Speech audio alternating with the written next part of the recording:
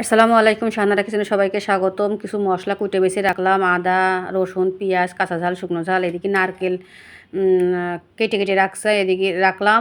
এদিকে একটা হাঁড়িতে পানি গরম করে রাখলাম। এদিকে পোলোয়ার চাল ধুয়ে উড় করে রাখলাম পানি ঝরানোর জন্য। এদিকে হাঁড়িতে কিছু গরুর দুধ গরম করে জ্বালাই লাবাই রাখলাম। এদিকে হাঁড়িতে কড়াইতে কিছু বেশি করে একটু তেল আর পেঁয়াজ দিয়ে লাল লাল করে ভেজে রাখলাম। অর্ধেকের বেশি তুলে রাখবো, আর অর্ধেকের কম রেখে দেবো কড়াইতে। যে ওর এই যে এবার টমেটো বাটা ব্লেন্ডারে বেটে নিয়েছি, টমেটো দিয়ে দিলাম। পেঁয়াজ বেরেস্তার মধ্যে বাটা শুকনো ঝাল, আদা, রসুন, পেঁয়াজ দিয়ে দিলাম। মশলার তেলের মধ্যে লবণ দিলাম, যে আমার সেই সিক্রেট মশলাটা দিলাম। অল্পতে অনেক স্বাদ, যে কোনো রান্নাই হয়ে যায় আমার এই মশলাটা। আলাদা করে জিরে ধনের গুঁড়ো কিছু দেওয়া লাগে না, গরম মশলা এইটাই হয়ে যায়। দিয়ে মশলাটা ভালো করে কষাই নিয়ে গরুর গোশতটা দিয়ে দিলাম। দিয়ে ব্লেন্ডার যার ধোয়া পানি দিলাম, আর পানি দেবো না। আর এদিকে ওই যে পেঁয়াজ বেরেস্তা রাখছিলাম সামান্য চিনি দিয়ে গুঁড়ো করে রেখে দিয়েছি সাইডে। এইভাবে পেঁয়াজের মধ্যে যদি গুঁড়ো করে রেখে দিয়ে বিরিয়ানির উপরে দেওয়া হয়, দারুণ টেস্ট হয়।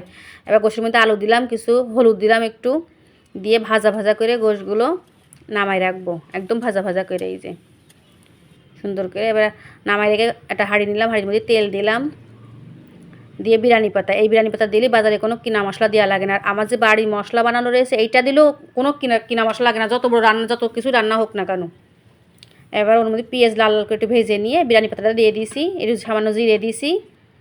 এবার পোলাও চালটা দিয়ে দিয়েছি, দিয়ে হাঁড়ির মধ্যে দিয়ে আস্তে ধীরে নাড়াচাড়া করছি। লাল লাল হওয়া পর্যন্ত অপেক্ষা করো, বাসনা বেরোনো পর্যন্ত, আর একদম ভাজা ভাজা হয়ে যাবে। তারপরে গরুর দুধ দিয়ে দিয়েছি, দিয়ে এবার সেই গরম পানিটা দিয়ে দিয়েছি। অবশ্যই পোলাও রান্না করার সময় গরম পানি দিতে হয়। দিয়ে একটু লবণ দিয়েছি, নারকেল বাটা দিয়ে দিয়েছি, ব্লেন্ডারে নারকেলটা বেটে নিয়ে আসি সেটা দিয়ে দিয়েছি, কাঁচা ঝাল দিয়ে দিয়েছি, চিনি দেবো, চিনি দিয়েছি স্বাদের জন্য। দিয়ে একটু উতলোয় আসলি আলু আর গরুর গোশতটা দিয়ে দিয়েছি রান্না করাটা, দিয়ে ভালো করে নাড়াচাড়া করে নিয়েছি। এবার খানিক পরপর একটু নাড়াচাড়া করে নেবো, একদম চুলোর আঁচটা একদম বন্ধ করে দেবো, একদম থাকবে না। দিয়ে হালকা নাড়াচাড়া করে নিয়ে দেখেন, হালকা নাড়াচাড়া করে নিয়ে কোনো আগুন থাকবে না, আর চুলোর ভিতরে কোনো লাকড়ি থাকবে না।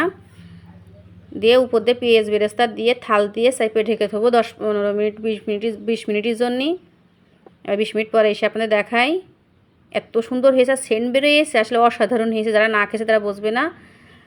এই যে পারফেক্ট, একদম সুন্দর হয়েছে। ভালো লাগলে আপনারা এইভাবে একবার হলো রান্না করে খেয়ে দেখবেন।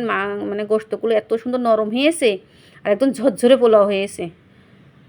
এইভাবে আপনারা একবার হলো ট্রাই করে দেখবেন। এটা মেয়েটে।